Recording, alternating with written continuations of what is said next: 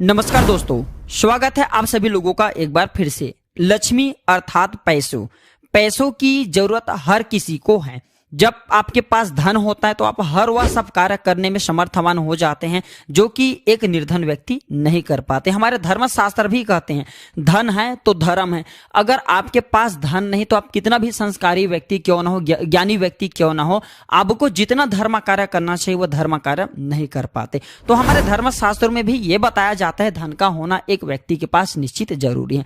आज की इस वीडियो में मैं आप लोगों को आगे पूछे गए सभी सवालों का एक वीडियो बना करके बता रहा हूं। आज की वीडियो में लक्ष्मी पोटली कैसे बनाए जाते हैं, साथ ही इस वीडियो में मैं आप लोगों को धन प्राप्ति करने का अनेक उपाय बताऊंगा। वीडियो को ध्यान से देखना। हमारे चैनल का एक ही मकसद है, आप सभी लोगों को वह हर जानकारी शेयर करना, आप सभी लोगों को वह जानकारी बताना जिस जानकारी से आपका भला हो, आपका कल्याण हो। और हमने अपने चैनल का नाम भी प्राचीन ज्ञान रखा है। प्राचीन ज्ञान चैनल में आप लोगों को पुराने जमाने की वह हर जानकारी शेयर किए जाते हैं जिससे आपका भला हो, आपका कल्याण हो। हम इस चैनल में कमाए गए पैसों को भी गरीब एवं असहाय लोगों की सेवा में समर्पित कर देते हैं। तो दोस्तों आज के वीडियो में मैं आप लोगों को जो लक्ष्मी प्राप्ति होता है इसे किस प्रकार से किया जाए, माता लक्ष्मी का आशीर्वाद कैसे प्राप्त किया जाए, माता लक्ष्मी की कृपा कैसे प्राप्त किया जाए, हम जल्द कैसे धनवान बने, सारे जानकारी इस वीडियो में बताऊंगा। अगर आज के वीडियो मिस कर दी तो फिर सारी जिंदगी पछताना पड़ेगा। अब बाद में बोलेंगे कि हमने वह वीडियो क्यों नहीं देखे। सबसे पहले तो जानकारी बताने से पहले एक बात आप सभी दर्शकों को कहना चाहूंगा, अभी तक वीडियो लाइक नहीं की है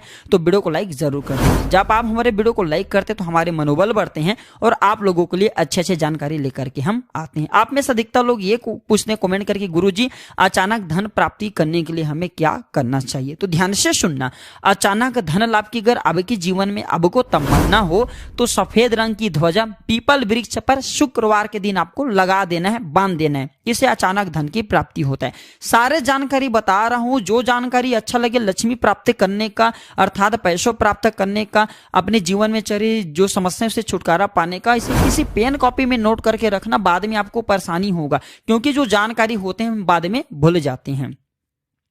दूसरा उपाय बता रहा हूं, सूने कुएं पर दीपक जलाने से भी, ध्यान से सुनिए, सूने कुएं में शुक्रवार के दिन दीपक जलाने से भी अचानक धन की प्राप्ति होता है। इस वीडियो में मैं आप लोगों को बताने की प्रयास करूंगा कि माता लक्ष्मी को ध्यान से सुनना, माता लक्ष्मी को किस प्रकार प्रसन्न किया जाए। वैसे माता लक्ष्मी को प्रसन्न करने का अनेक उपाय हैं। आप में से बहुत सारे लोग हमें कमेंट करके पूछ रहे गुरुजी मेरी किस्मत इतनी खराब क्यों है, क्या मेरे जीवन में मैंने कोई पाप किए हैं जिससे मेरी किस्मत खराब है, मेरे अध्यात्म उन्नति नहीं हो पाते। गुरुजी मैं जहां भी जाता हूं वहां मुझे असफलता हासिल हो रही है। गुरुजी मैं नौकरी के लिए जाता हूं, मुझे नौकरी प्राप्त नहीं हो पाते। गुरुजी मैं इंटरव्यू में फेल हो जाता हूं। तो क्या मेरी किस्मत खराब है? हमारी किस्मत खराब क्यों होते हैं ये बताइए गुरुजी। तो देखिए हमारी किस्मत कब खराब होती है, हम किसी जो देवी देवता है उन्हें हम गाली देते हैं या फिर देवी देवताओं को हम कोसते हैं या फिर हम किसी भी देवी देवताओं की पूजा नहीं करते, हम जो है धर्म कार्यों को नहीं मानते हैं, हम धार्मिक जितने भी हमारे आसपास में रीति रिवाज है धार्मिक, हम इनका उल्लंघन करते हैं तो हमारी जो किस्मत है वो खराब हो जाती है।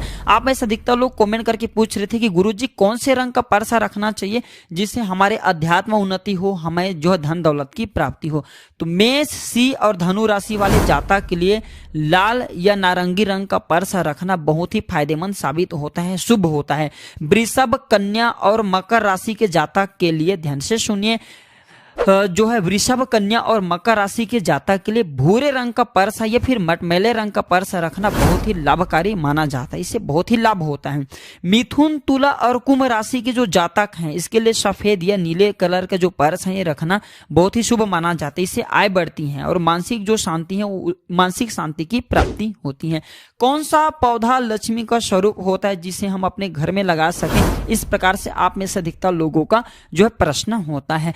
तो जो तुलसी माता इसे हम वृंदा के नाम से जानते हैं। तुलसी माता, अपराजिता और एक और होता है लक्ष्मणा। ये जो तीन पौधा हैं इसे धनदायक माना जाता है। ये तीनों पौधों को अगर एक स्थान पे लगा करके रखा जाए तो ये लक्ष्मी का स्वरूप बन जाते हैं। फिर ऐसे घर में कभी भी धन का कमी नहीं होता, उस घर में निरंतर धन का प्रवाह होता रहता है। सुबह उठ करके क्या करना चाहिए जिससे लक्ष्मी आए, तो सुबह के समय स्नान करने के बाद तांबे के लोटे में जल भर करके थोड़ा सा सिंदूर फूल डाल करके उगते सूर्य को जल अर्पित करना चाहिए। इससे माँ लक्ष्मी प्रसन्न होती है। साथ ही आप जो है हमेशा स्वस्थ रहते हैं, निरोग रहते हैं। सुबह के समय में घर की साफ सफाई करने से भी माँ लक्ष्मी हमारे घर में आती हैं। आप में से अधिकतर लोग हमें कमेंट करके पूछते हैं कि गुरुजी हमें यह बताने के प्रयास करें कि तकिया के नीचे हम क्या रखें। तो धर्मशास्त्र ऐसा कहते हैं कि तकिया के नीचे सोने से बनी कोई भी चीज जैसे कि कंगन है, अंगूठी है, छल्ला है, ये अगर आप रखना शुरू कर देते हैं तो माता लक्ष्मी की जल्दी कृपा प्राप्त होती है,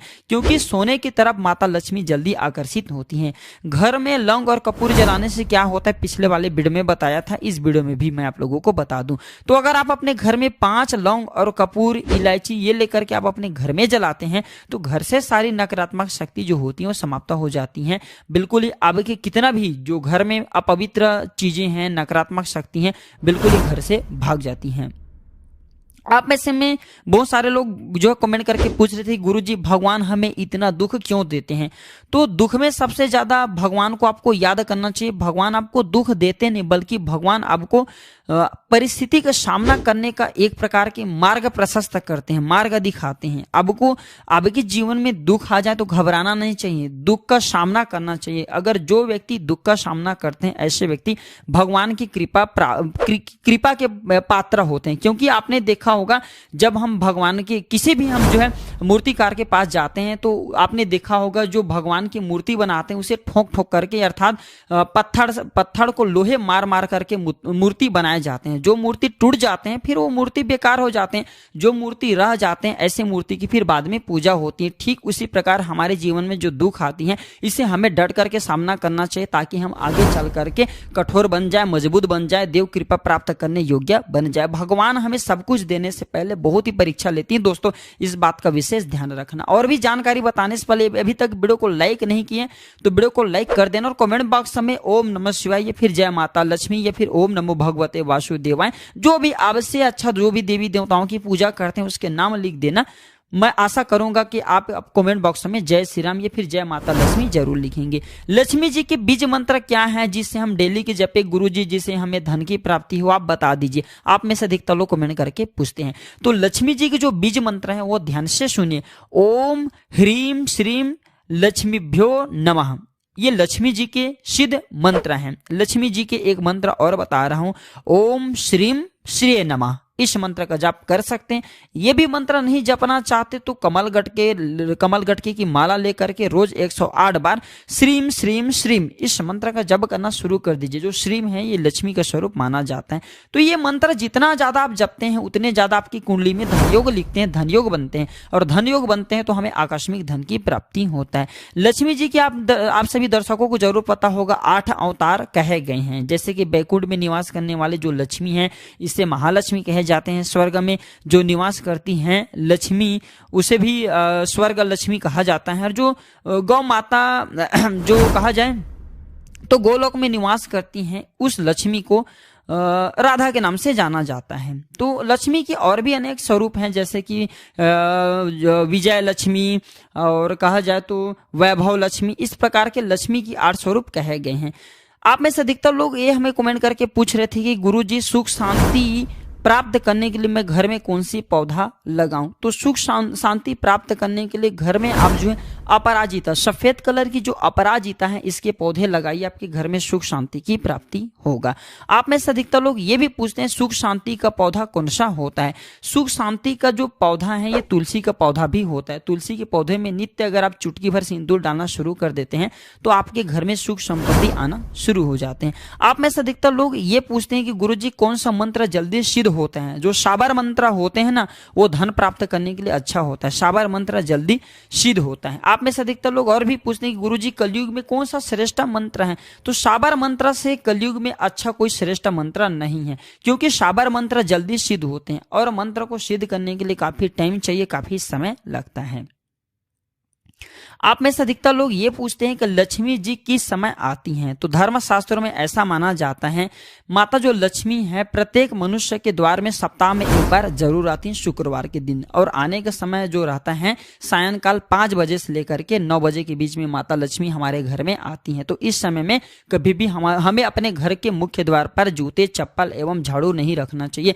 इसके रखने से माता लक्ष्मी का अनादर होता है और माता लक्ष्मी घर से तुरंत वापस हो जाती हैं। तो इस बात का विशेष ध्यान रखना चाहिए। चाहिए। आप में से अधिकतर लोग हमें कमेंट करके पूछते हैं कि गुरुजी ये बताइए हम क्या अपने घर में विष्णु और लक्ष्मी कमल रख सकते हैं। बिल्कुल ही आप अपने घर में विष्णु और लक्ष्मी कमल अगर आप एक ही स्थान पे रखते हैं तो इससे माता लक्ष्मी और विष्णु ये दोनों का कृपा प्राप्त होता है। और अगर कोई भी व्यक्ति ऐसा कर लेते हैं तो फिर ऐसे व्यक्ति के जीवन में धन का अभाव होता ही नहीं, ऐसे व्यक्ति की अध्यात्म उन्नति होता है। हर श्रृंगार का पौधा किस दिशा में लगाना चाहिए गुरुजी ये बता दीजिए, क्योंकि हर श्रृंगार का पौधा लगाने से घर में खुशहाली आती है।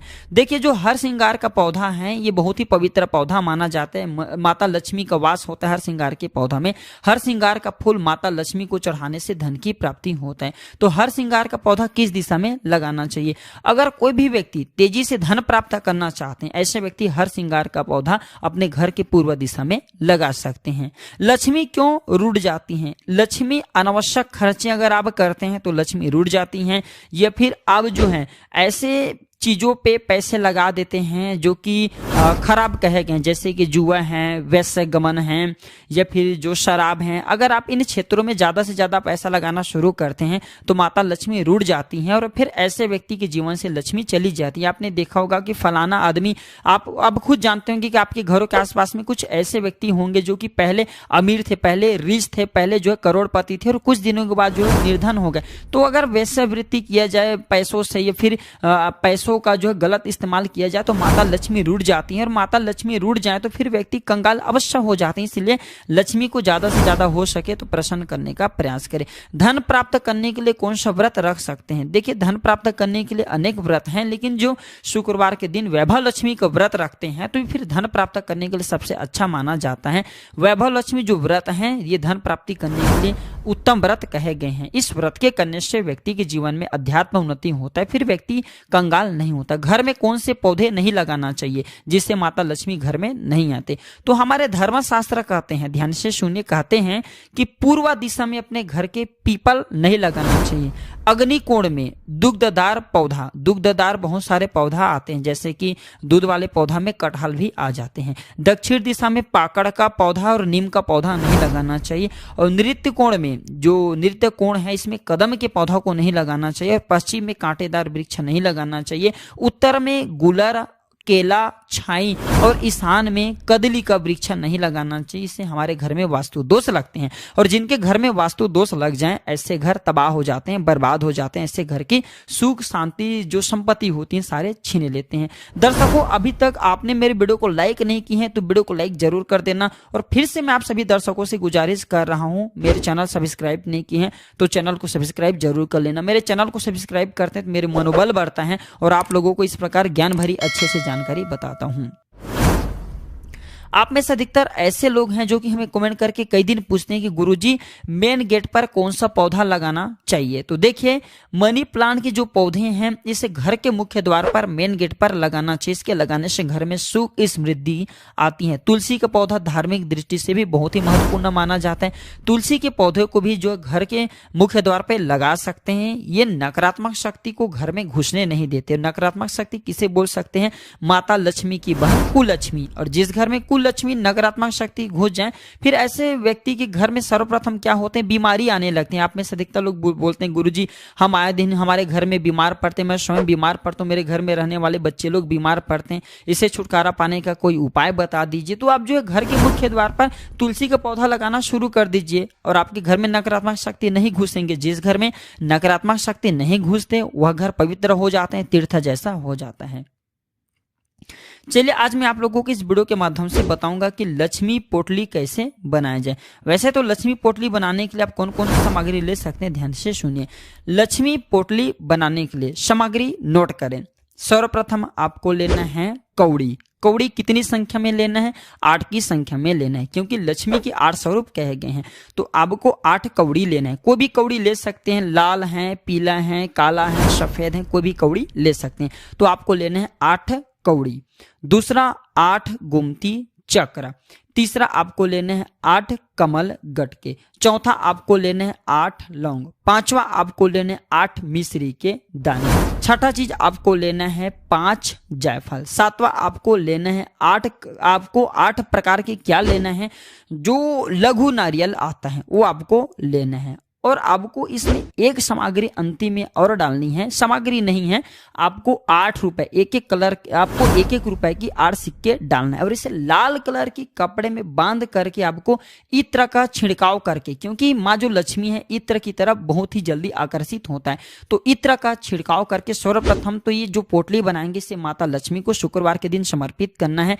और जो समर्पित करने से पहले आपको माता लक्ष्मी के सामने में घी का दीपक जलाना है। फिर आपको इसे जा करके माता लक्ष्मी से निवेदन करना है कि माता लक्ष्मी, मैंने धन की पोटली बनाया है, ये धन की पोटली में आपका मुझे आशीर्वाद चाहिए, यह पोटली जब तक मेरे घर में रहे मुझे धन दौलत की कमी ना हो। हे माता, आप मेरे अध्यात्म उन्नति करें, मेरे कल्याण करें, मेरे गरीबी को मिटाएं, मेरे निर्धनता को मिटाएं। और अंत में भगवान विष्णु जी का आपको जो है सौगंध दिला देना। अगर आप ऐसा नहीं करते तो भगवान विष्णु जी की सौगंध है। अगर आप किसी भी देवी देवताओं को बस सौगंध दिला दीजिए, सौगंध दिलाते ही देवी देवता तुरंत काम करते हैं।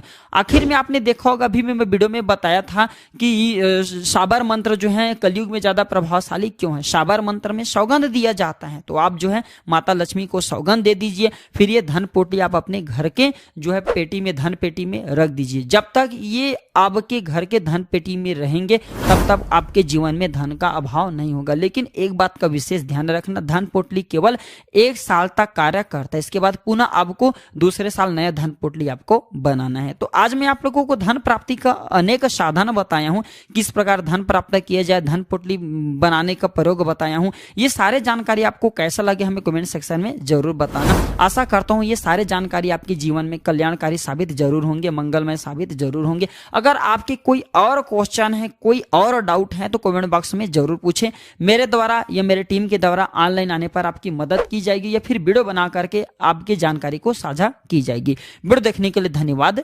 नमस्कार।